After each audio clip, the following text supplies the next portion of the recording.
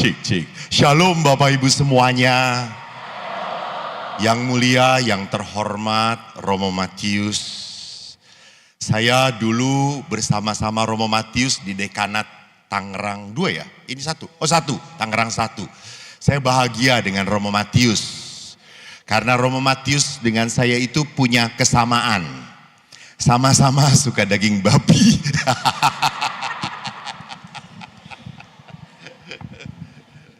Ya, Bapak Ibu, terima kasih Romo Matius, saya boleh hadir di gereja yang indah banget ya. Sangat indah. Indah atau tidak?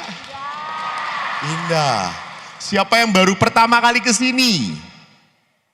Saya juga sama. Betul, baru pertama kali. Tapi Anda tahu nggak, gereja seindah ini masih banyak utangnya, so.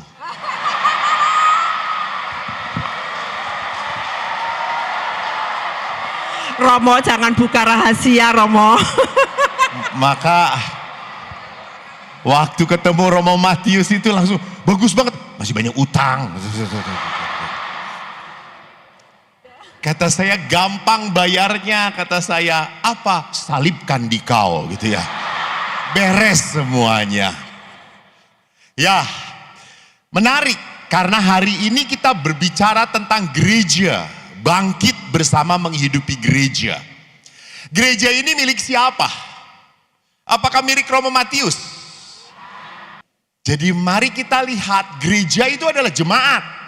Percuma gerejanya bagus, umatnya tidak aktif. Karena hati dari gereja adalah umat. Yang mau diselamatkan oleh Tuhan itu bukan gedung gerejanya, bukan. Yang mau diselamatkan oleh Tuhan adalah kita. Kita, gembala yang penuh dosa ini dan domba-dombanya. Maka kalau kita lihat gereja itu milik siapa, lalu kenapa kita butuh bangunan yang bagus? Kan sering kali, kenapa gereja kok butuh bagus?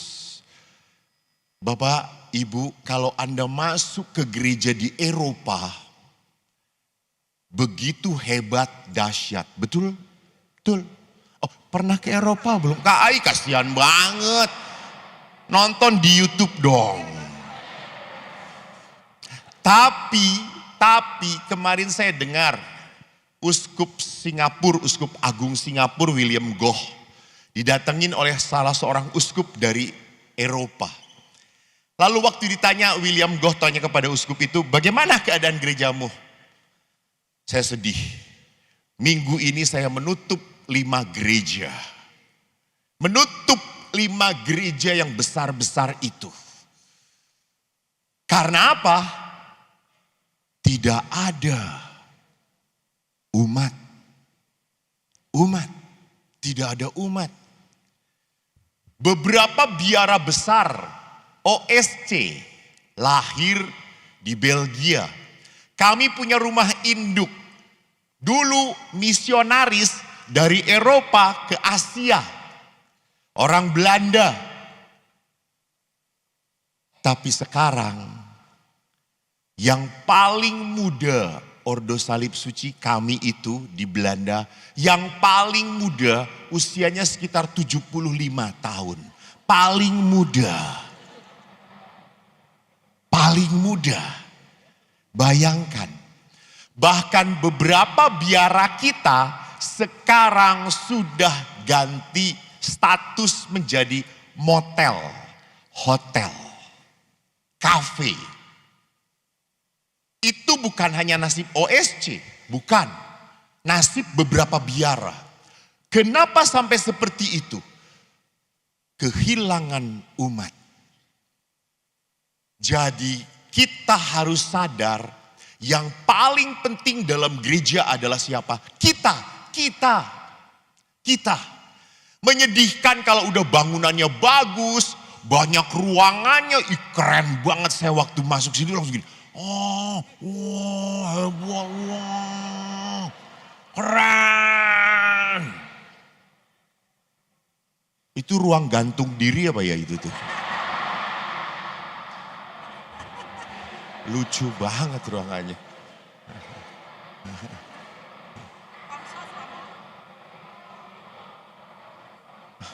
Atau itu ruang untuk menghukum Romo Matius. Jadi kalau ruangannya banyak, lalu pada hari Sabtu Minggu nggak ada suara umat. Hei, ini rumah hantu, bukan rumah Tuhan. Saya waktu tugas di paroki itu hanya di Tebing Tinggi, Medan. Hanya di Helena pun saya tidak diakui. Di sini ada umat Helena. Karena saya datang, COVID datang coy.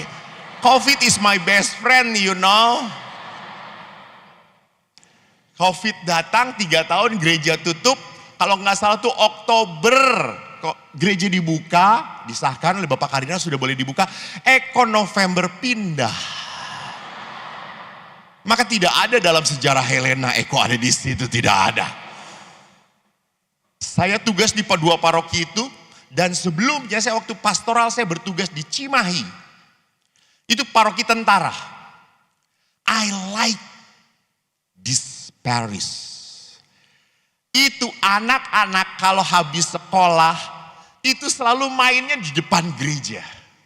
Main bola, anak-anak pesdinar, putra altar, putri altar, lari-lari, ada kegiatan bina iman, ada kegiatan katekese, ada latihan Wah, ini gereja, ini hidup.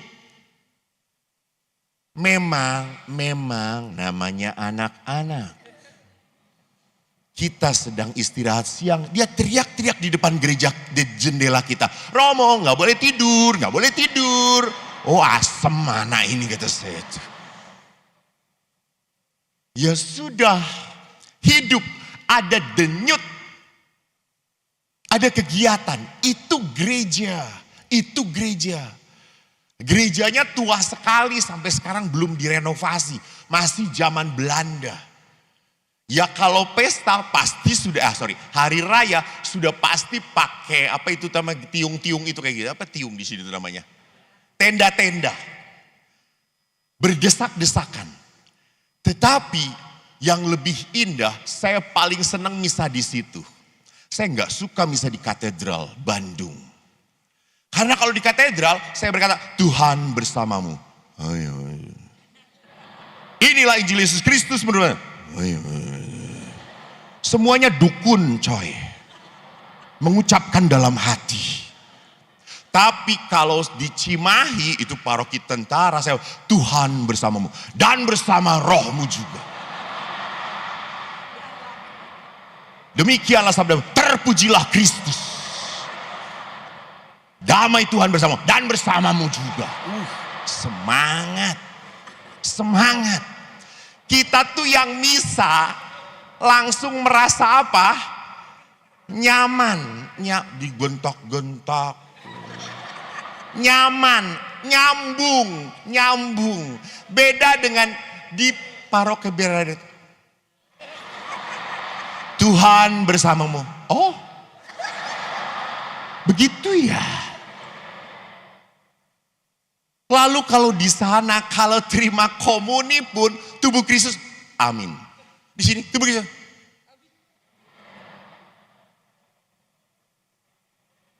Diam. Tidak ada keterlibatan umat. Jadi saudara-saudari, gereja itu hidup karena umatnya hidup. Maka mari kita lihat beberapa hal yang patut kita renungkan.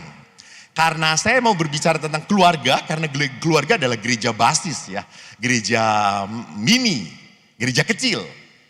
Tapi juga kita harus belajar tentang gereja eklesia sebagai gereja paroki, parish. Kalau nggak salah Pak Budiman, tahun berapa ya? Tahun lalu ada moto Keuskupan Agung Jakarta itu terlibat dan menjadi berkat. Ya, tahun lalu ya kalau nggak salah. Motonya terlibat dan menjadi berkat. Ini ajakan. Terlibatlah. Nah, Bapak Paus, next, mempunyai keprihatinan, Bapak Paus Fransiskus. Kenapa punya keprihatinan sebagai seorang gembala utama pengganti Santo Petrus? Karena dunia ini dikuasai oleh 3 hal. 1, godaan. Kita punya godaan. Siapa yang menggoda kita? Iblis. Iblis. Iblis menggoda kita. Lalu saya pesan soto. Karena enak, saya pesan 2. Saya senang sate itu kerang. Enak. 4. Sultan. Nggak ada yang ganggu. Minumnya teh poci. Wih, udah kayak sultan aja. Tidak ada yang ganggu. Tiba-tiba selesai, datang seorang anak muda. Albert atau Alex datang. Romo gitu ya. Dia pakai mbok tun. Kamu kerja di sini? Iya Romo ini nih. Tahunya dia yang mengelola di situ. Ya berkat toh. Pulang pura-pura mau ke kasir. Padahal gue udah tahu gitu ya. Modus doang saya aja tuh. Kasirnya di mana? Udah nggak perlu Romo. Pagi makan di sini jam 7 kami sudah buka Romo. Kan Romo juga suka mie godok dan ini. Iya, thank you gitu ya teteh. Tadi pagi aku bangun. Aku mau melangkah ke Mbok Tun, tapi hatiku tidak nyaman. Nggak jadi aku. Kalau bayar sendiri saya nggak masalah. Saya tidak mau jangan memanfaatkan kebaikan orang lain.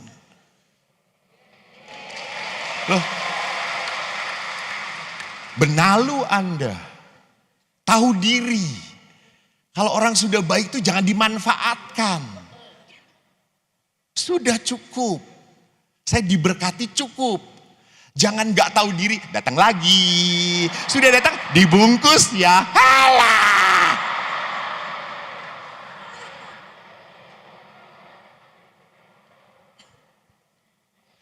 Lalu kita kembali kepada gereja.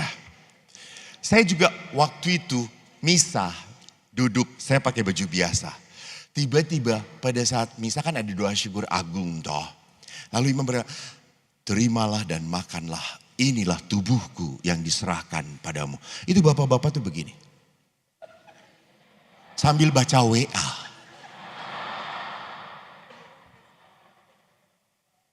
Kok tega ya? Kok tega? Sedang di gereja tiba-tiba seorang bapak ambil handphone. Ya. Kenapa? Why? Anda tuh sedang berdoa. Sudah seminggu sekali. Lalu Anda setengah hati. Oh my goodness. Tuhan memberkati kita tidak pernah setengah hati. Saya hanya prihatin. Tetap kalau dia komuni, gua kasih. Dan saya gak akan berkata, tubuh Kristus. Gak akan. Tetap tubuh Kristus.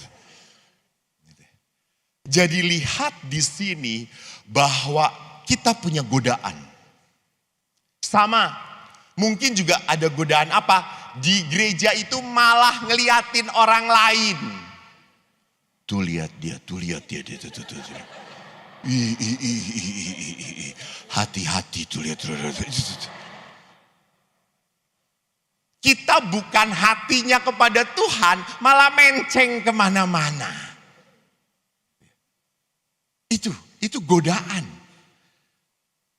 Karena saya bosan, karena saya tidak bisa menikmati liturgi. Maka pada saat marilah berdoa. Kan ada yang tunduk, hening, ada juga yang amin. Oh udah amin. Kedua, kita punya kerapuhan badan. Makin lama kita makin tua, tiba-tiba kita sakit. Sehat. Saya punya seorang pastor, olahraganya bagus. Makannya pilih-pilih, gak pernah makan babi Romo Matius. Dia selalu makannya ikan. Mati. Jadi lebih baik babi. Ya.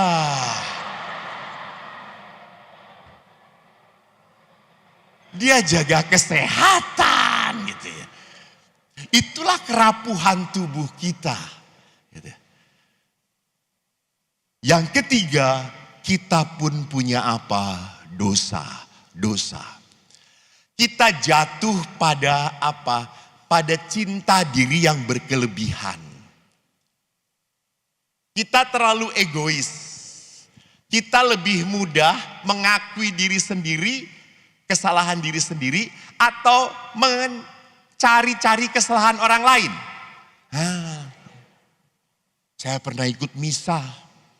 Kan misa itu kan ada konfiteor. Konfiteor itu saya mengaku. Ya tadi, saya mengaku kepada Allah yang Maha Kuasa bahwa saya telah berdosa dengan pikiran dan perkataan, dengan perbuatan dan kelalaian. Terus saya berdosa. Ibu ini di samping suaminya, dia langsung, kamu berdosa, kamu sungguh berdosa.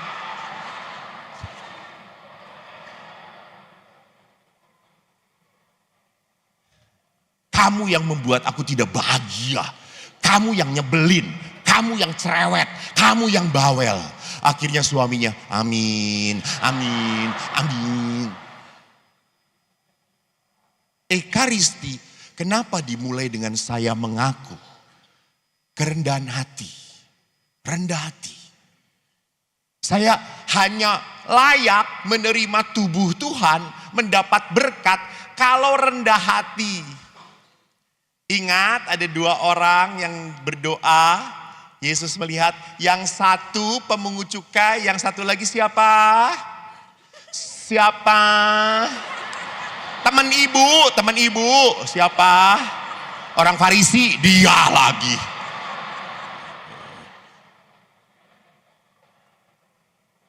Orang Farisi dan pemungut cukai. Orang Farisi berkata apa? Saya berpuasa, saya pantang, saya membaca Taurat, saya sabat, saya ikutin. Apa yang kurang dari saya? Pemungut cukai itu berkata, aku berdosa, aku bersalah. Yesus berkata apa? Orang ini pulang sebagai orang yang dibenarkan Tuhan. Bu, Pak, jangan pernah menyombongkan karyamu di depan Tuhan. Maaf, Tuhan gak butuh apa-apa dari kita.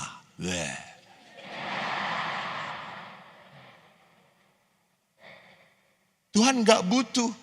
Yang butuh kolekte di sini bukan Tuhan, Pastor Matius. Untuk bayar utang. Woi, Romo, jangan lupa utangnya.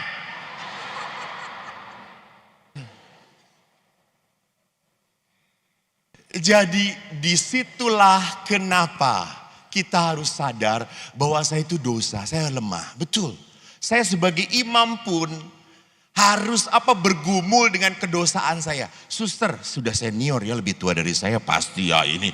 Guru. Suster, sudah di usia seperti ini pun apakah masih bergumul dengan dosa atau tidak? Masih. Tidak ada yang tidak melawan, masih. Saya kalau misalnya disuruh milih, Romo lebih memilih memberi seminar atau duduk di Pratista diam tenang?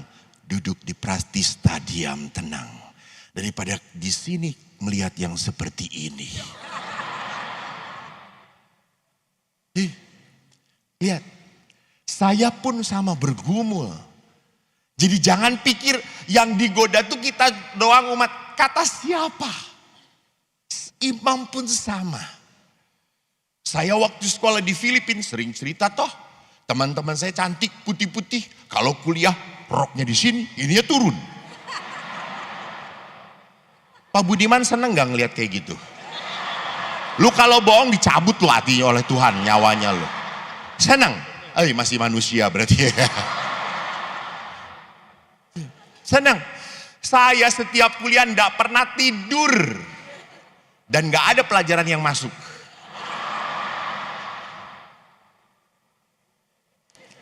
Lama kan tadinya aku duduk di belakang bisa ngeliat toh.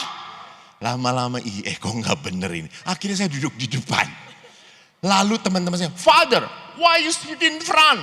You're the back, you're bigger. No. So many temptation, kata saya itu. Banyak godaan. Saya harus sadar.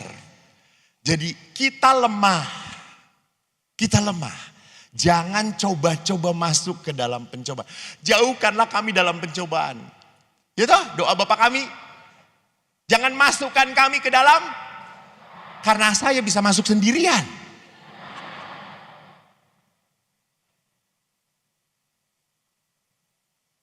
Next. Keprihatinan Bapak Paus ditulis dalam Evangelii Gaudium nomor 2. Bahaya besar dalam dunia sekarang ini diliputi oleh budaya konsumeris adalah kesedihan dan kecemasan yang lahir dari hati yang puas diri namun tamak, pengejaran akan kesenangan, sembrono dan hati nurani yang tumpul. Ketika kehidupan batin kita terbelenggu dalam kepentingan dan kepeduliannya sendiri, tak ada lagi ruang bagi sesama, tak ada tempat bagi si miskin papa. Lihat, hati yang puas diri. Itu apa?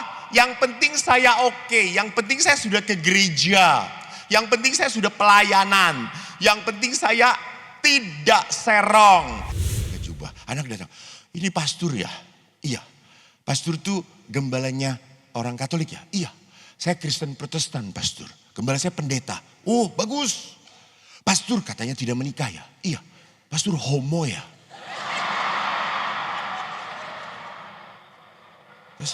Saya normal. Kata saya itu. Kenapa pastor nggak kawin? Pendeta kawin. Kenapa pastor nggak kawin? Saya mau melayani Tuhan. Wih hebat. Seumur hidup pastor melayani Tuhan, pasti nanti pastor kalau mati masuk surga ya? Saya jawab, belum tentu. Loh kok belum tentu pastor? Kan yang mengatur masuk surga adalah Tuhan, bukan saya. Lalu anak itu berkata, kasihannya pastor ini. Lalu saya, maksud lu apa? Kata saya itu. Ya pastor sudah membaktikan hidup untuk melayani Tuhan, belum tentu masuk surga. Kan kasihan. Lalu saya ngomong, gue gak mau kawin supaya tidak punya anak seperti elu.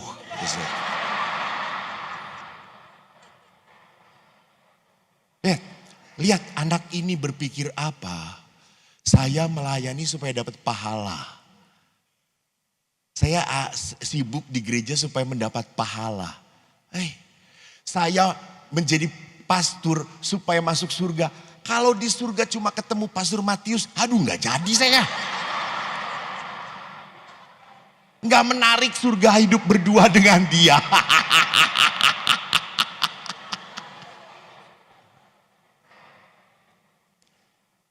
Jadi hati-hati seringkali hidup rohani sampai pada titik berhenti karena puas diri. Saya sudah cukup setiap hari rosario.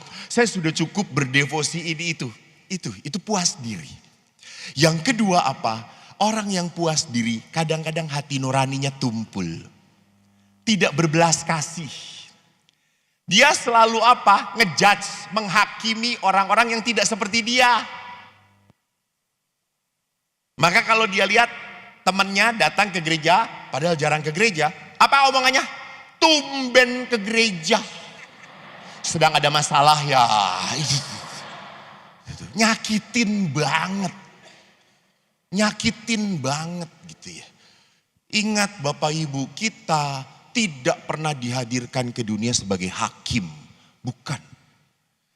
Kita dihadirkan ke dunia sebagai orang yang dikatakan oleh Injil, berbelas kasih. Maka kalau orang yang hati nuraninya peka, tidak punya keprihatinan, acuh, tak peduli.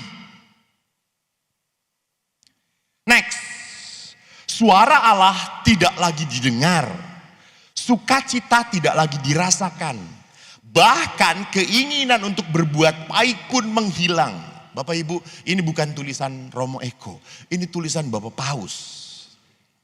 Bapak Paus berkata prihatin. Sekarang itu orang yang merasa bersalah, padahal salah, sedikit sekali merasa bersalahnya. Saya tanya anak-anak juga, siapa yang menyontek? hampir dari 50 anak retret, 60 angkat tangan. Karena ada yang dua-duanya. Nyontek dosa atau tidak, Nak? Lah jawabannya mereka apa? Tergantung.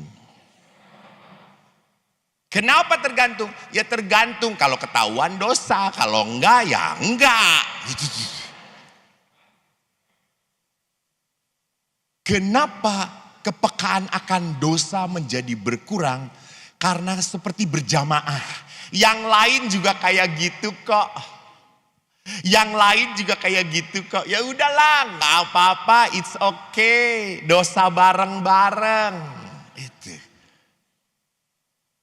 Maka perhatikan, tempat pengampunan pun orang tuh kan tahun lalu ada tahun apa? Jubelium. Anda masuk apa? Jubelium diminta oleh gereja untuk memasuki apa?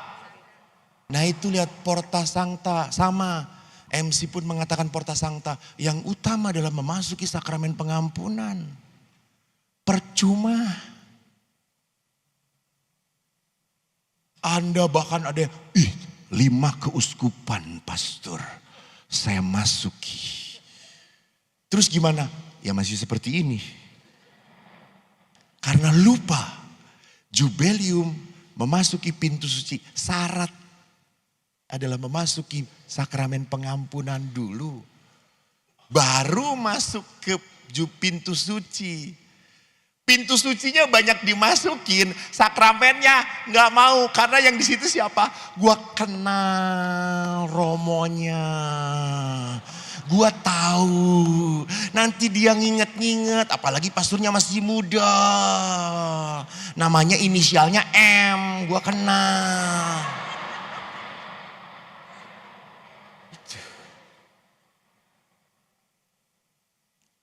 Maka pernah saya pada saat Advent kemarin, saya duduk, lalu tiba-tiba Oma datang. Pastor, teriak-teriak lagi di situ.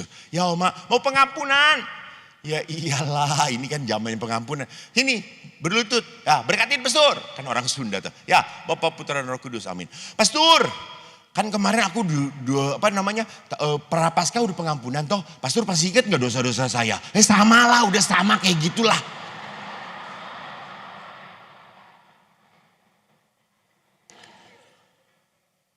Bapak Ibu, Tuhan bukanlah Allah yang mengingat-ingat dosa. Bukan. Kan ada lagu toh yang sekarang sudah jarang dipakai. Hati-hati gunakan tanganmu. Hati-hati gunakan tanganmu. Allah Bapa di surga melihat yang di bawah. Lihat, tugas Tuhan mencari kesalahan kita. Edan Pak. No, bukan. Tuhan itu penuh belas kasih. Tuhan tidak pernah ingat-ingat. Maka sakramen pengampunan itu sakramen rekonsiliasi, perdamaian. Kedua, sukacita dari Tuhan tidak dirasakan lagi. Kenapa? Orang sekarang itu tidak cari damai, carinya puas, seneng. Puas, senang. Tidak cari damai. Maka kalau ada orang yang marah, langsung dilemparkan marahnya atau menahan diri? Langsung. Seorang bapak pernah berkata, Romo, saya tuh selalu salah di depan istri saya. Nggak pernah benar. Kata saya, betul Pak, karena istri adalah orang nomor 2 setelah Tuhan yang maha kuasa dan maha benar. Udah jangan dilawan Pak. Bapak, kalau Anda perang dengan istri dan Anda kalah, itu berarti Anda menangkan kerajaan surga. Dan di kerajaan surga jangan lupa Pak, bidadari 7 melayani Bapak.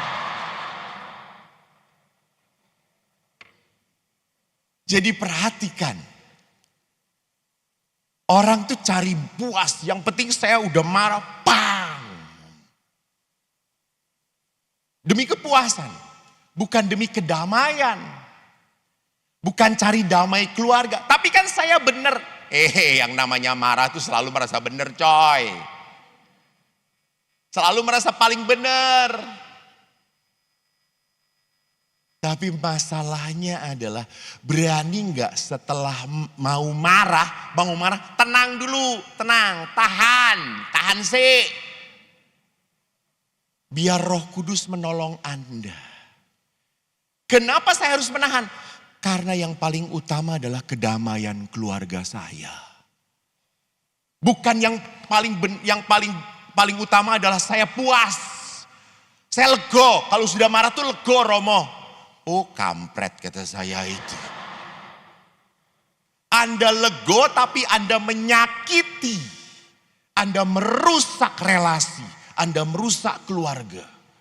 Ingat, keluarga jadi tidak damai. Maka anak-anak pun sama. Anak-anak kenapa nggak suka di rumah? Karena selalu disalahkan. Dilihat, tuh deh kalau udah datang naruh itu sepatu, itu di situ, bukan di sini, di situ. Datang suami, tuh kan kalau masuk rumah jangan pakai sepatu, kotor, aku habis selesainya.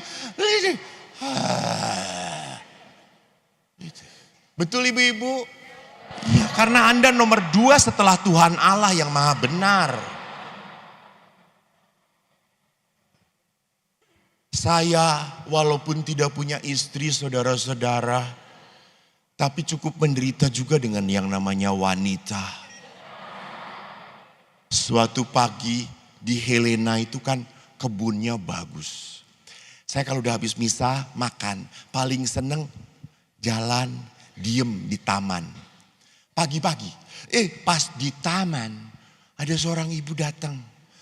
Langsung, Romo ini pagi-pagi sudah ngelamun. Pelayanan, jangan ngelamun aja gitu. Romo kok melamun, diem sendirian. Terus saya tuh diem aja, ya Tuhan.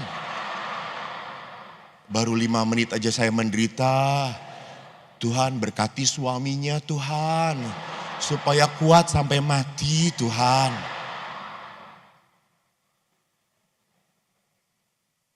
1 minggu kemudian, pagi-pagi habis misa, saya ditelepon oleh Siloam, ada yang minta perminyakan.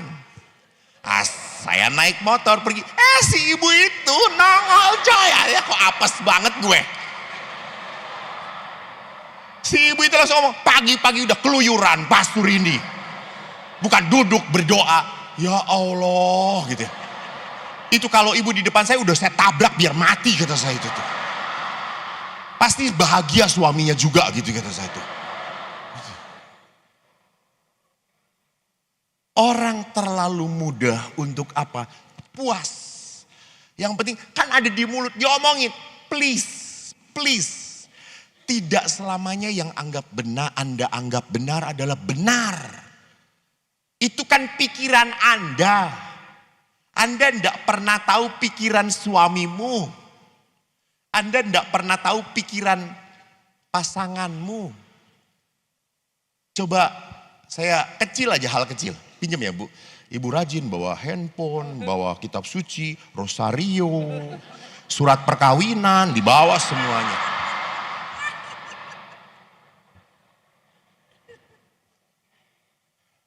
Bu, apa warna kitab suci ini? Kalau buta warna apa ya Bu? Susah ini ngomong gitu. Apa warna kitab suci ini?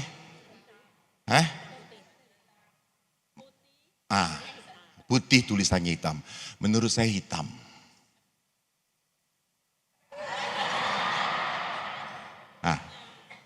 Betul atau tidak? Ibu melihat hanya dari satu sisi. Saya pun melihat dari satu sisi. Ibu benar. Tapi saya juga nggak salah. Itulah. Kenapa sebuah kemarahan yang menurut saya benar, belum tentu benar. Kita harus cek kenapa dia, thank you, makasih. Kenapa dia sampai seperti itu. Maka lihat, carilah damai. Bukan puas. Yang penting keluarga saya damai. Orang sitik-sitik ngomong. Karena seorang suami pastor, jangankan saya hidup ya, saya tidur aja salah pastor. Saya waktu itu tidur berhadapan dengan istri berkata, jangan saling berhadapan, sesek. Lu menghirup napas, saya buang, lu sesek, tahu enggak?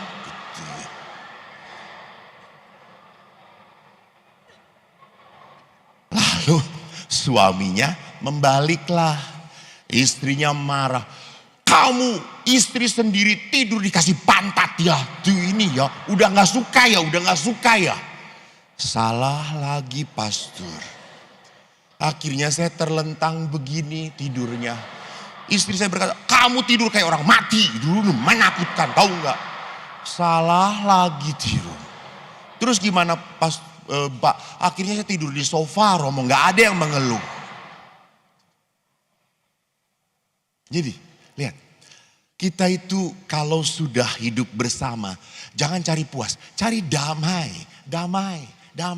Ojo ngomong se, mbok mikir se. You know artinya. Jangan ngomong dulu, tahan. Demi kedamaian. Pagi-pagi itu kan damai itu, bukan ribut gitu. Lihat tuh kan terlambat lagi. Kan saya udah ngomong terlambat lagi. Lalu datang anaknya, mama ini di mana? Tuh kan tadi malam sudah ngomong, suruh siapkan. Nah, akhirnya kacau. Saya tinggal di biara, kembali lagi ke Pratista tuh berkat banget. Karena gak ada ibu-ibu. Biara tuh tenang sekali. Ada retret di samping kita di Mitra, ibu-ibu. Ya Tuhanku Yesus. Mereka masuk biara, kita langsung masuk kamar. Pening kita. Semua dikomentarin, semua disalah-salahan. Lawong kita yang tinggal di situ aja damai-damai saja gitu. Romo, sendok kayak gini gak perlu dipakai lagi. Ini centong kayak gini. Ya ampun Tuhan, ngeritik iya, nyumbang kagak.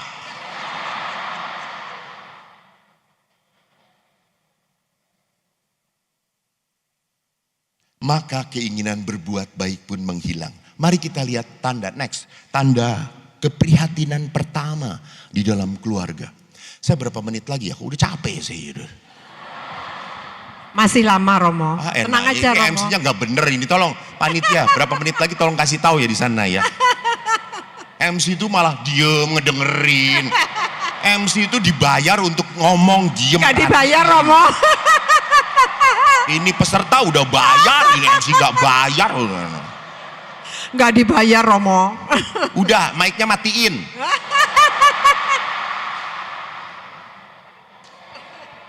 Mari kita lihat, kita lupakan MC. Kita lihat tiada sukacita di tengah keluarga. Keprihatinan Bapak Paus. Next. Ini selalu saya tayangkan. Di dalam Amoris Laetitia. Amoris Laetitia adalah sebuah surat dari Bapak Paus. Tahun 2016 seingat saya. Judulnya Sukacita Kasih. No Nathan sebelumnya. Ya. Ketegangan yang timbul di dalam rumah tangga. Karena ada budaya individualistis yang berlebihan. Dan budaya kenikmatan. Itu tadi. Individualistis itu berarti apa? Ukurannya baik atau tidak itu saya. Keluarga ini baik atau tidak tergantung saya disenangkan atau tidak. Saya selalu ngomong kepada anak-anak sekolah. Nah, kamu tahu nggak guru favorit itu adalah guru yang tidak pernah ngasih ulangan, nggak pernah ngasih PR. Nilainya murah, betul. Dia menjelaskan, kamu ngobrol dia nggak akan marah. Betul, that is the top teacher. Betul. Jadi yang menyenangkan. Terus saya ngomong, nak kamu di rumah punya ibu kepo nggak? Kepo banget. Lu mau nggak hidup tinggal di biara? Nanti saya minta izin kepada mamah kamu. Kamu tinggal di biara. Ada ruangan, gua kasih TV, gua kasih PlayStation di kamar lu. Lu mau sekolah enggak, terserah. Lu mau belajar enggak belajar, terserah. Enak banget ya pastor, ya itu ada pisau lu mau tusukin juga silahkan. Terserah. Lo kok gitu, lu bukan anak gue. Lihat, hanya anak kecil adalah orang yang pusatnya diri sendiri. Saya bahagia, saya bahagia. Maka perkawinan yang naik tingkat bukan memikirkan apakah saya bahagia atau tidak. Perkawinan yang naik tingkat adalah apakah suami saya bahagia atau tidak. Apakah anak-anak saya bahagia atau tidak. Merasa dilayani atau tidak. Kemarin saya ke dokter THT, seorang suami langsung ngomong, Romo, telinga kanan saya budek. Terus saya langsung ngomong, Bapak kalau tidur istri di sebelah kanan ya. Betul Romo, betul. Karena dia gak pernah saya dengerin, pas saya tidur dia ngomong terus. Budek Romo. Gimana ini Romo? Bapak suruh pindah istri sebelah kiri Pak. Terus biar budek dua-duanya. Kan seimbang jadinya. Jadi perhatikan di sini budaya individualistis adalah saya. Saya berusaha tinggal di biara. Saya tugas di rumah retret. Walaupun saya kemarin baru dari Surabaya, lalu saya pulang 4 hari, lalu pergi ke Jakarta, lalu nanti persiapan lagi pergi jauh lagi. Saya 4 hari di Pratista, ada retret anak-anak SD. Ya saya ngasih retret. Saya ngasih retret anak-anak SD. Walaupun saya sudah capek, keluar kota tugas, tapi tugas utama saya ngasih retret. Saya tidak mau, sorry ya gue udah capek. No, emang cuma lu yang capek. Mereka juga capek. Jangan takut capek ibu-ibu kalau mau hidup. Jangan selalu khawatir saya gak bisa tidur. Tenang, nanti juga tidur selama-lamanya. Loh iya toh, emang ibu kagak akan? Itu, artinya apa? Kalau nggak mau capek, jangan kawin. Sendirian saja. Sendirian saja. Tapi nanti hidup Anda tidak ada artinya. Tidak ada artinya. Satu hal, saya menjelang 30 tahun imamat, saya berpikir, apa sih yang paling saya takutkan dalam hidup saya? Saya takut menjadi pastor yang tidak ada gunanya. Itu paling saya takutkan. Jadi pastor gak ada gunanya. Sedih saya. Ngapain? Sudah sejak SMP saya tidak pacaran. Lalu setelah jadi pastor tidak ada gunanya. Modar saya. Percuma pengorbanan saya. Maka selama saya masih bisa dipakai untuk melayani. Kenapa tidak? Kenapa tidak? Kenapa tidak? Toh, Bapak Ibu, aku percaya. Di saat saya bisa bersyukur, jadi sehat loh. Anda tahu ini tiga turne saya. Tanggal 14 saya ngisi di Pulau Mas. Tentang gratitude and the art of giving. Untuk pasangan suami istri. Ada 80 pasangan suami istri merayakan Valentine di paroki. Kemarin saya memberi tentang parenting, pendidikan iman anak bersama psikolog di paroki Pasar Minggu. Hari ini saya ke sini. Siang saya harus langsung pulang karena sore ngasih rekoleksi. Tapi saya dikata, pastor capek gak? Tidur aja selesai kok. Kenapa? Karena saya suka cita. Saya nikmati, saya bersyukur. Karena nanti ada saatnya, Eko ini gak bisa apa-apa. Saudara, Yesus lahir di Bethlehem. Nggak mungkin panitia memanggil saya untuk ngasih seminar. Ada waktunya, ada waktunya. Maka kalau saya egois, saya cuma mikirin saya kapan istirahat, kapan saya diem, kapan saya tenang. Lu egois banget. Manusia diciptakan oleh Tuhan dan semua berkat untuk manusia. Tetapi manusia diciptakan untuk melayani Tuhan. Bukan melayani dirinya sendiri. Melayani Tuhan. Dan Tuhan itu nyata dalam diri siapa? Dalam diri siapa? Dalam diri siapa? Sesama ngaco. Pasangan hidup. Bukan sesama. Dengerin.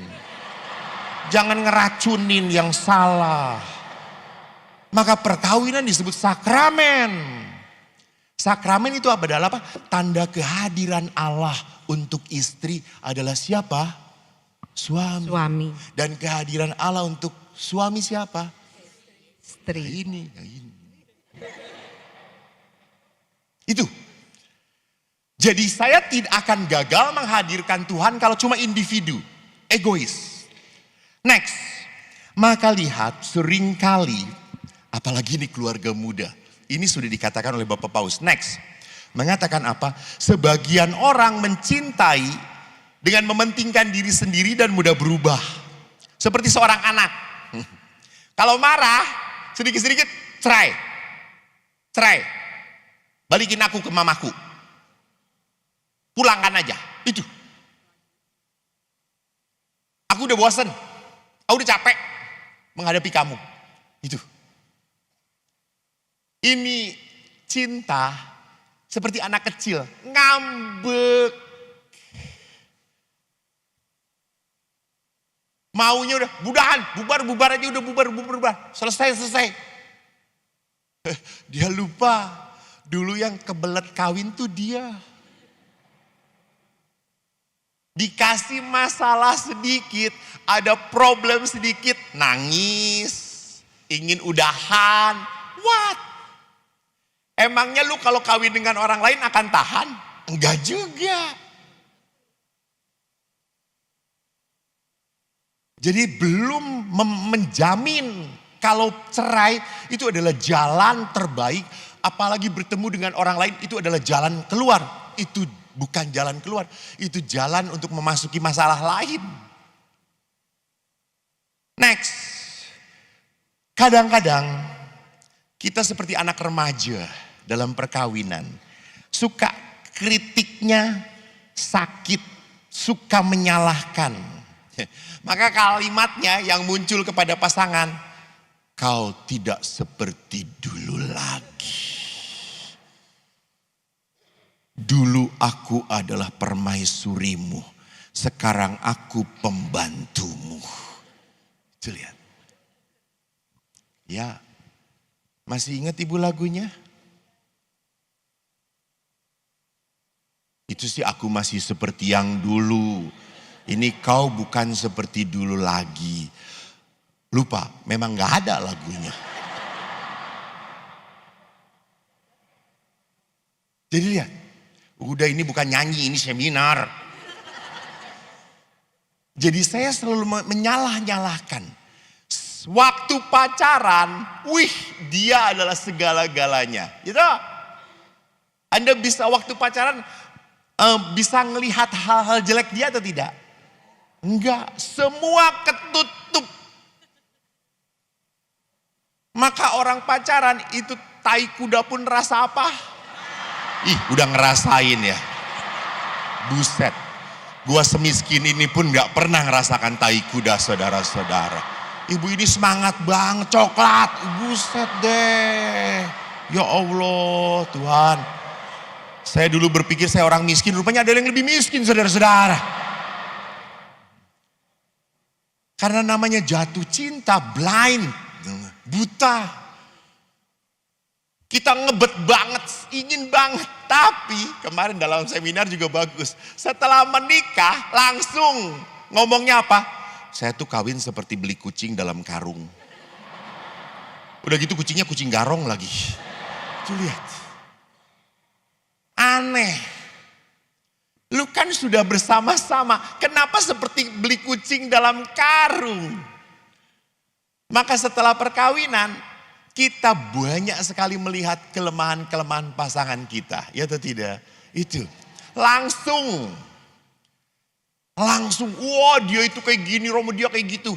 Makanya kalau perempuan itu pintar ngurutin kelemahan pasangannya. Ada litani penderitaan.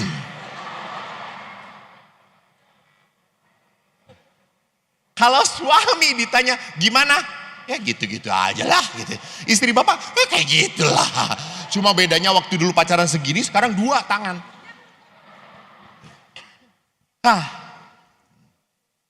Jadi kita harus sadar.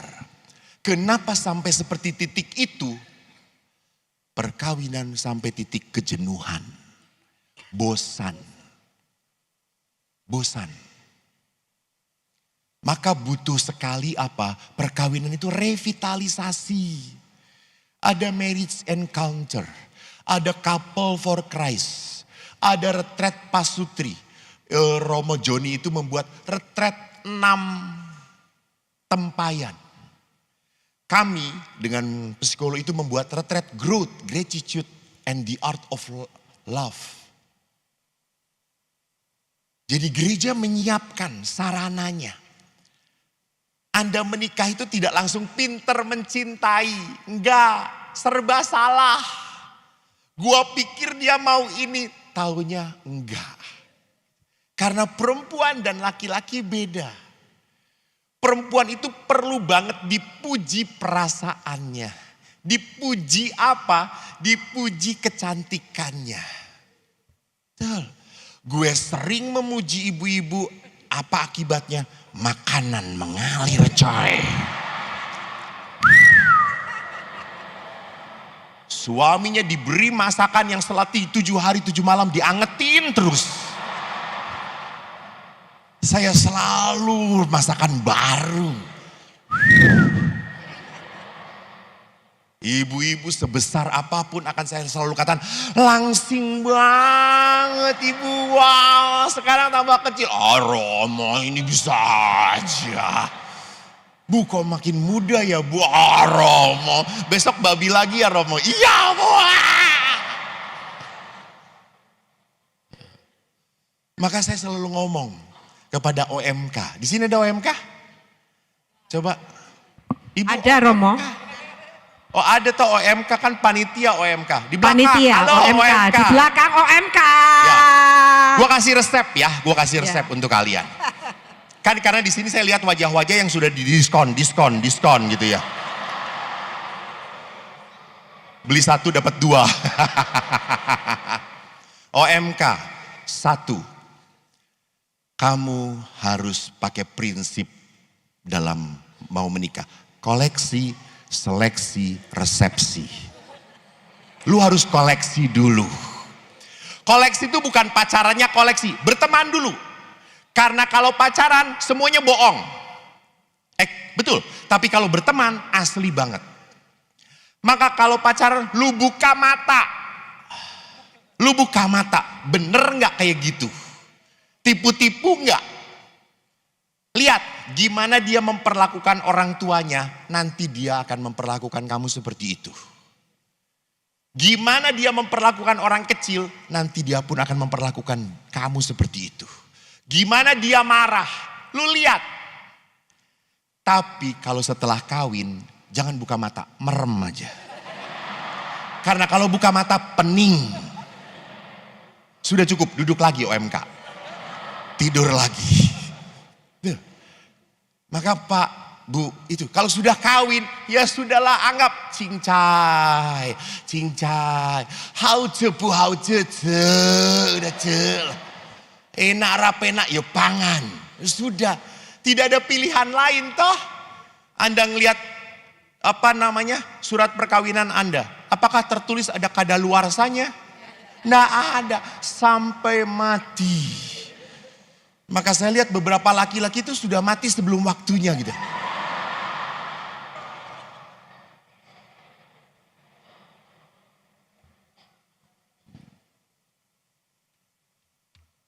Yang kedua, saya akan berbicara tentang keprihatinan tentang menggereja. 15 menit lagi, oke. Next. Keprihatinan iman, kecewa, sakit hati. Beberapa umat sakit hati, entah oleh pelayan yang lain, entah oleh umat lain, lalu tidak mau ke gereja lagi.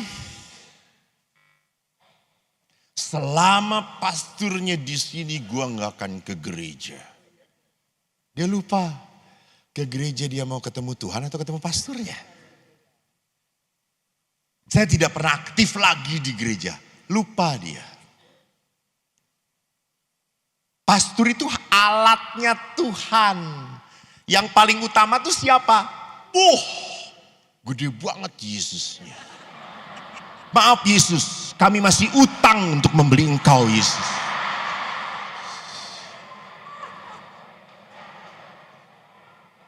Bapak Ibu, kenapa saya ngomong terus? Supaya Anda tergelitik untuk menyumbang. Untuk menyumbang.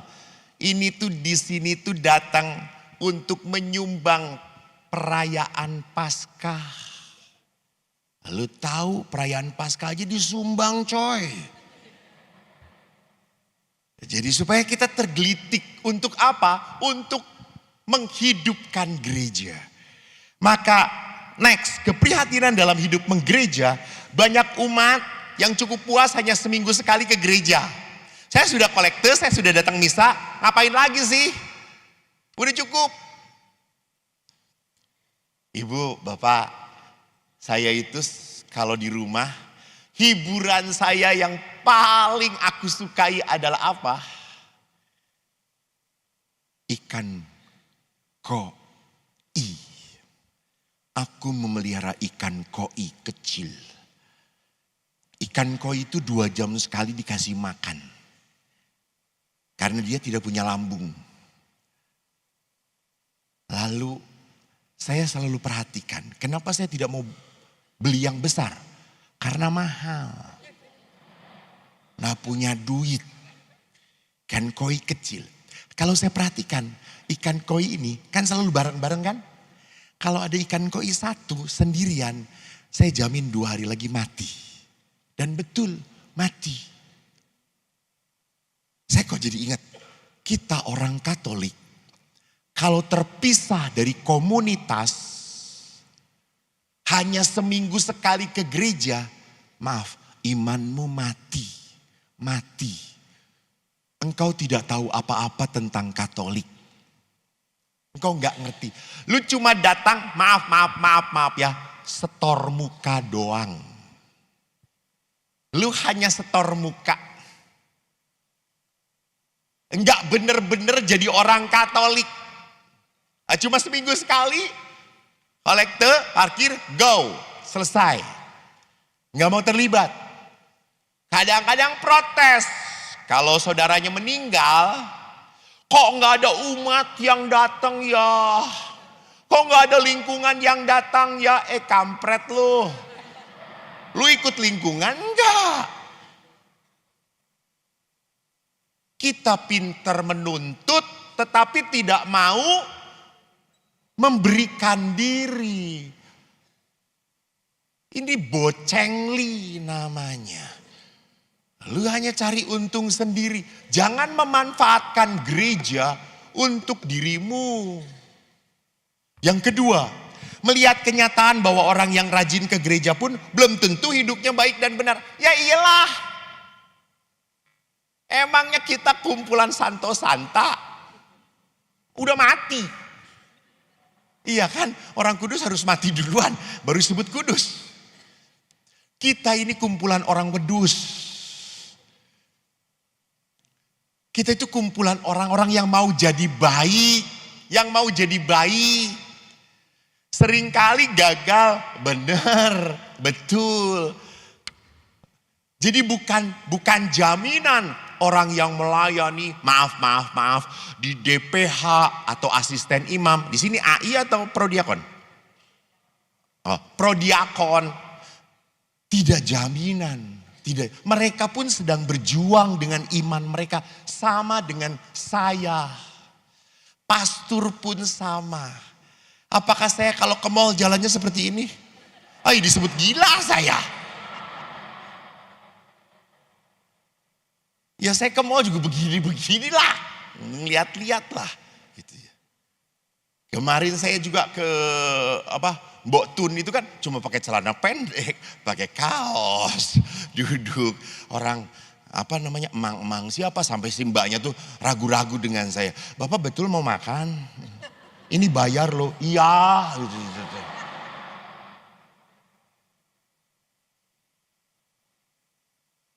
Kita sama orang yang sedang berjuang. 3, tata peribadatannya kurang hidup, kurang menarik. Ya, memang dalam Ekaristi apalagi ya kalau udah misa. Terus umatnya tuh pagi-pagi jam 6. Kan banyak opa-opa toh. Lalu nyanyi, saudara, mari semua hadaplah. Betul, seperti orang mau menghadap kematian itu. Ini hari raya kok seperti misa requiem gitu ya. Emang lagu-lagu di gereja seringkali ya datar-datarnya beda dengan lagu-lagu persekutuan. Sebab Tuhan baik, sebab Tuhan baik. Wah, kasih setiamu besar selama-lamanya.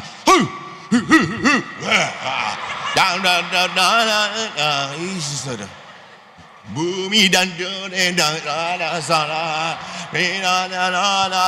gembira. Saya sedang kerasukan roh jahat. Pastor, lagu gereja tuh harus kayak gitu. Persekutuan doa boleh, liturgi tidak boleh. Karena liturgi itu apa? Mau memuliakan Tuhan. Menyenangkan Tuhan, bukan menyenangkan saya. Mengerti? Jadi kalau kan dalam Ekaristi kita merayakan Yesus yang tersalib. Tapi juga bukan hanya Yesus yang tersalib, kita juga tersalib. Iya. Jadi kalau khotbah, pastor tidak dimengerti panjang, itu salib penderitaan atau bukan? Salib penderitaan atau bukan? Bagus, cocok Ekaristi. Pas. Jadi Anda harusnya bahagia. Makin nyebelin nih gitu ya. Tuhan terima kasih. Ini makin diberkati. Selama menerima. Gitu ya. Bukan jengkelnya. Maka memang tata peribadatan Katolik berbeda. Aturan yang terlalu ribet dan berbelit-belit. Mau jadi Katolik aja susah banget. Harus katekisasi 1 tahun. Ya iya. Karena Anda kalau sudah dibaptis tidak langsung otomatis enak-enak. Nggak bisa. Harus ada mistagogi. Buah pembaptisan itu apa? Gak bisa datang, Romo. Saya betul-betul. Saya seorang yang tidak beragama Romo. Saya tiba-tiba tadi malam bertemu dengan Yesus. Boleh saya dibaptis? Mari saya baptis. Di sini ada danau ya kalau nggak salah ya. Ya toh, saya tenggelamkan di danau. 1 jam saja cukup ya saudaramu. Kamu akan bertemu dengan Yesus di situ. Ya. Iman itu bukan masalah baptis selesai. No. Setelah baptis harus ada buah-buahnya. Buah-buahnya apa? Melihat di dalam tubuh gereja ada banyak kekurangan. Ya, betul. Gereja hidup sudah beribu-ribu tahun. Yang salah itu bukan gerejanya, tetapi orang-orangnya. Sekarang juga sama toh, kita sedang prihatin.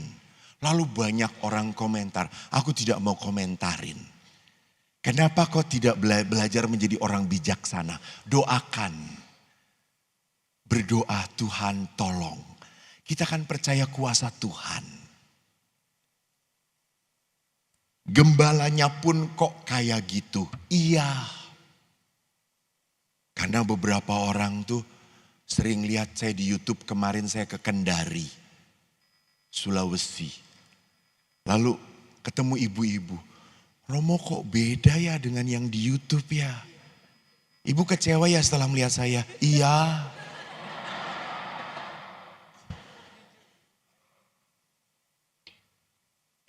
Jadi sekali lagi, jangan pernah mengagungkan seorang imam pun. Jangan pernah.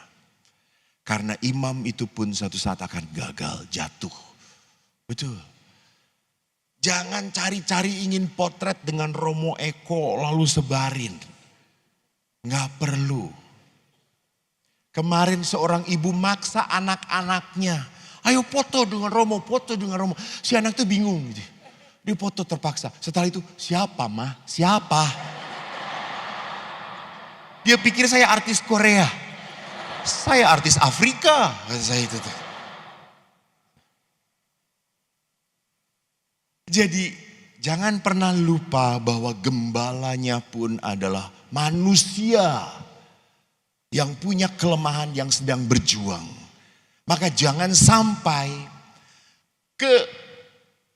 bukan negatif ya, kegagalan beberapa orang membuat saya terhalang pada Tuhan.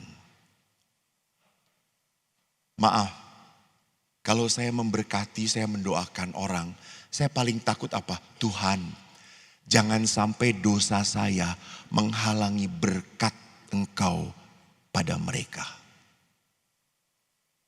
Waktu saya di Surabaya 2 kali adorasi. Saya kalau kebangunan rohani Katolik, saya selalu tutup dengan adorasi. Saya kalau pegang sakramen Maha Kudus, saya selalu berkata, saya orang berdosa Tuhan.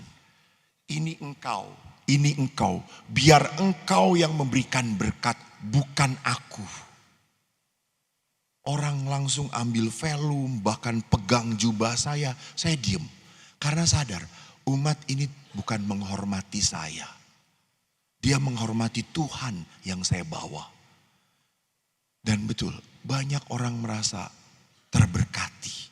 Banyak orang merasa tersentuh. Bukan karena saya, tapi karena yang saya bawa ini. Karena Tuhan. Jadi saudara-saudariku, lihat, gereja pun adalah apa? Tempat kita berjuang. Maka next, kerikil dalam pelayanan. Ada di dalam pelayanan orang-orang yang pelayanan pertama-tama ingin populer, ingin cari kedudukan. Saya mau jadi lektor hanya untuk misa Natal dan Paskah saja. Edan kata saya tuh. Misa harian dia nggak mau. Ada yang mau kurnya Natal di Jampang paling rame. Nggak mau pagi-pagi isinya oma-oma doang. Ada kur, maaf ya, bukan di Bernadette. Bernadette mah baik banget. Tapi semua itu hoak.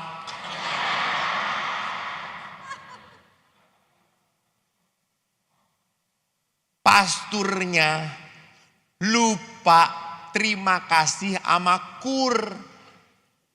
Pekurnya tersinggung, tidak mau tugas lagi. Allah Tuhanku Yesus. Ya Allah. Kayak gitu aja diributin. Kenapa kalau Pak Pasturnya lupa, nanti setelah umat bubar, pegangkan ada mic tuh di tempat kur. Terima kasih untuk kur yang sudah melayani. Udah ngomong aja sendiri gitu. Itu. Ada orang yang tersinggung tidak diakui pelayanannya. Bahkan bekerja sendirian. Bahkan pelayanan menjadi sebuah persaingan. Tidak mau kan Bagus, Keuskupan Agung Jakarta tuh harus kolaborasi. Komisi keluarga dengan ME, komisi kata-ketik dengan komisi liturgi. Kolaborasi. Ada yang gak mau. Nanti kita gak terkena. Hai Allah Tuhan. Kamu tuh melayani diri kamu atau melayani Tuhan? Dalam pelayanan itu yang harus lebih mulia adalah Tuhan. Bukan komisi, bukan seksi Anda. Bukan. Tuhan. Maka di tengah segala keprihatinan ada tantangan menarik. Next. It's better to light a candle than to curse the darkness. Daripada kita mengeluh terus, lebih baik kita apa? Lakukan yang bisa kita lakukan. Light a candle, nyalakan sebuah lilin. Kalau memang gelap, nyalakan sebuah lilin. Maka saudara-saudari, modal utama dan pertama dalam pelayanan adalah apa? Next, kasih Allah. Dalam Injil Yohanes dikatakan, karena Tuhan begitu mengasihi dunia, Dia serahkan anak laki-lakinya yang tunggal, sehingga barang siapa percaya padanya tidak akan binasa, melainkan memiliki hidup kekal. Jadi sumber pelayanan adalah karena Tuhan sudah mencintai saya. Kenapa saya melayani? Tuhan itu sudah memberkati saya. Banyak orang loh, kemarin saya ketemu dengan seorang ibu yang sudah kanker, sampai maaf gundul. Lalu dia pelayanan, merasa diberi kesempatan hidup yang kedua oleh Tuhan untuk melayani. Ada seorang bapak yang juga pelayanan, setelah mobilnya tabrakan, supirnya meninggal, bapak ini satu-satunya yang selamat. Lalu melayani, apakah harus seperti itu dulu sebelum pelayanan? Anda tiba-tiba sedang mandi kesetrum. Semua barang terbakar, Anda enggak. Dilindungi oleh Superman. Lalu pelayanan, enggak perlu. Enggak perlu. Enggak perlu harus lewat peristiwa-peristiwa yang sensasional. Allah mencintai kita. Allah mengasihi kita. Ini modal utama dalam pelayanan. Dan bukan hanya modal, ini adalah tujuan cara kita mencintai Tuhan adalah apa? Pelayanan. Maka Bapak Paus pun next mengatakan, Allah mencintai manusia, itulah langkah pertama Tuhan dalam hidup kita. Memberkati. Maka bagus dalam surat 1 Yohanes next. Allah adalah kasih. Kalau Allah adalah kasih, Allah itu tidak pernah bisa tidak mengasihi. Maka dalam surat pertama Rasul Paulus kepada jemaat di Korintus, ada iman, harapan, kasih. Mana yang lebih utama? Mana yang lebih utama? Kasih. Kenapa? Ulangi apa Pak? Keluar asli, bukan itu. Karena setelah di surga, kita tidak butuh iman dan harapan lagi. Kita sudah berada di surga. Yang tidak akan musnah itu kasih. Karena setelah di surga, kita tidak perlu beriman lagi kepada Tuhan. Karena kita sudah tinggal dengan Tuhan. Kita tidak perlu berharap lagi. Kenapa? Karena kan kita sudah sampai. Hanya kasih yang tinggal di situ. Maka Allah adalah kasih. Tindakan Allah cuma apa? Mengasihi. Kasih Allah berubah enggak? Sebelum saya berdosa dan sesudah saya berdosa. Berubah atau tidak? Berubah atau tidak? Itu hebatnya. Itu hebatnya. Kalau di sini pas misa ngantuk, baru awal juga udah. Di sini kusyuk, semua tunduk. Apakah Tuhan memberkati orang-orang ini atau tidak? Memberkati. Hanya damai berkat itu lebih dirasakan oleh orang-orang yang menyiapkan diri. Diberkati cuma lewat doang. Kalau yang ini diberkati dan tinggal dalam hatinya. Bleh. Saya buat ini yang salah karena ada MC di situ. Next. Maka Bapak Ibu, panggilan terakhir, saya tinggal berapa menit? 5 menit lagi. 2 menit lagi. 2 menit lagi, karena saya kalau kelebihan, amplopnya dikurangi saudara-saudara.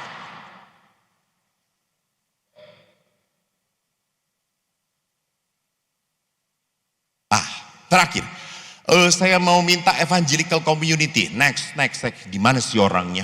Terus.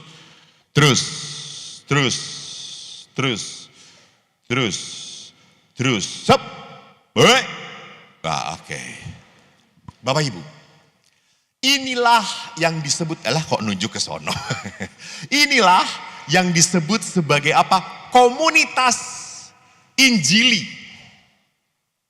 Komunitas Injili, komunitas yang berdasarkan pada ajaran Yesus adalah komunitas yang suportif, apresiatif, optimis, promotif, positif, dan edukatif. Apa artinya? Kalau saya mau, dan di tengahnya adalah kasih tentunya. Kalau saya mau menjadi seorang anggota gereja, ya pengetahuan iman saya harus ditambahin. Kenapa di dalam gereja kok kita berdiri? Kenapa kita duduk? Kenapa kita menebah dada? Kenapa kita berkata amin?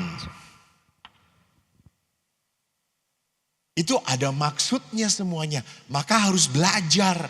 Iman itu tidak langsung pinter waktu Anda dibaptis. Ora. Terima kasih Bapak Ibu, Anda datang ke seminar ini karena Anda mencintai iman gereja Anda. Anda ingin tumbuh. Dan jujur, pandemi itu berkat Tuhan loh. Benar. Karena setelah pandemi, YouTube tentang pendidikan gereja Katolik banyak banget. Anda kalau mau kitab suci dijelaskan dengan baik dan keren banget. This is Father Joseph.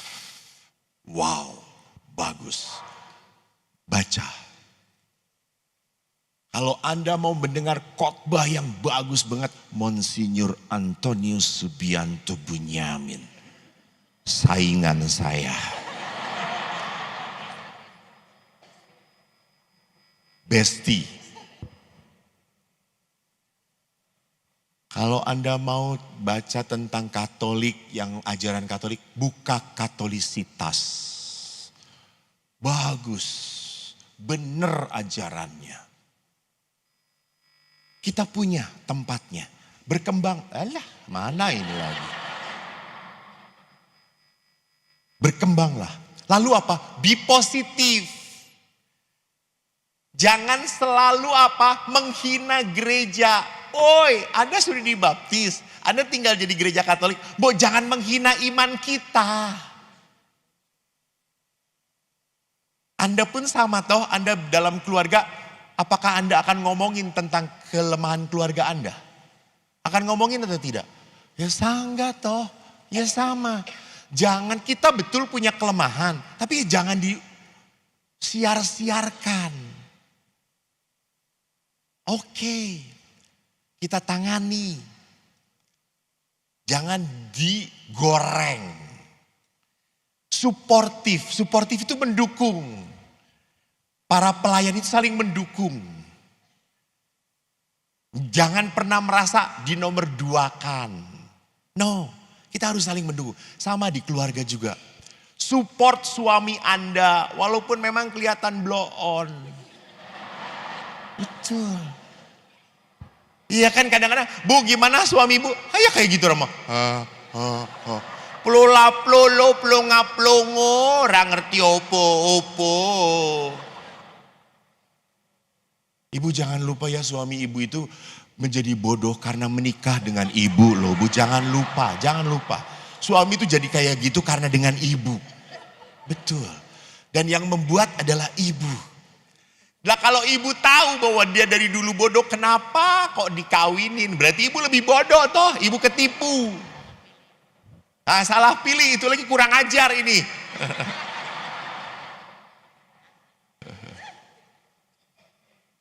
Jadi perhatikan, support pasangan Anda.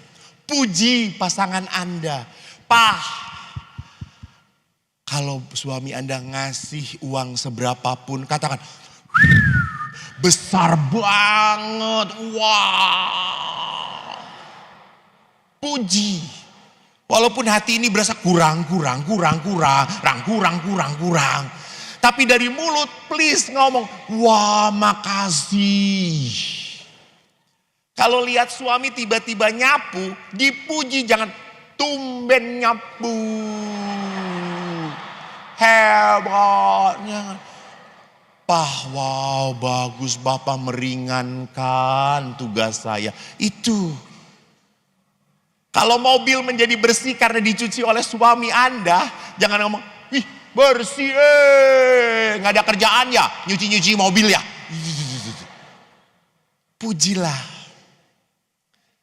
Istri Anda Pak, tolong kalau istri Anda ngomong terus, dengerin.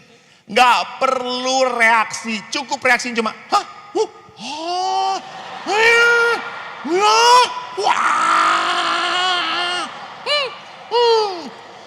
Jangan komen Anda pasti salah. Jangan komen. Anda ngomong kayak gitu kan, bukan itu maksudnya. Mati lu, udah gitu. Cuma gitu aja cukup.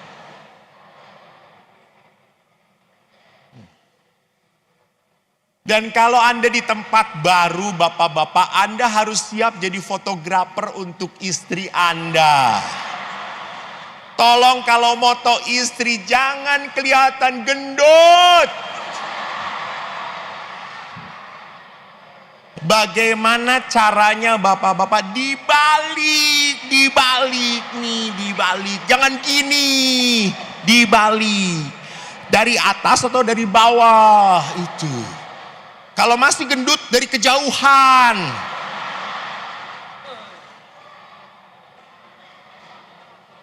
Harus siap. Pak, saya juga capek, Pak. Kalau dengan ibu-ibu dipotret, ini salah, sayanya gendut. Ya Allah memang gendut, kita saya itu. Mau diapain lagi? Lalu akhirnya, nah ini baru bagus. Saya ingin lihat, mana bagus? Tuh kan saya lihatnya kecil, tapi sayanya blur kata saya. Ya udah nggak apa-apa lah, yang penting dipotret. Suportif. Lalu apa? Apresiatif. Hargai. Pengorbanan istri. Pak, istri Anda itu butuh juga dipeluk. Istri Anda, kok di sana yang heboh ya?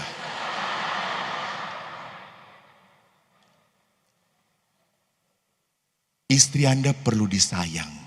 Jangan hanya memeluk istri, memegang istri karena ada maunya untuk hubungan seksualitas saja. Bukan itu. Jadi jangan, mami,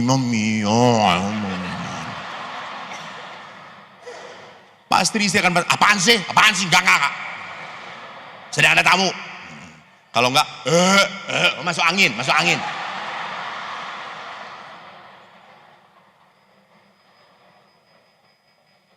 Pak, kalau Anda ngelihat istri Anda begini,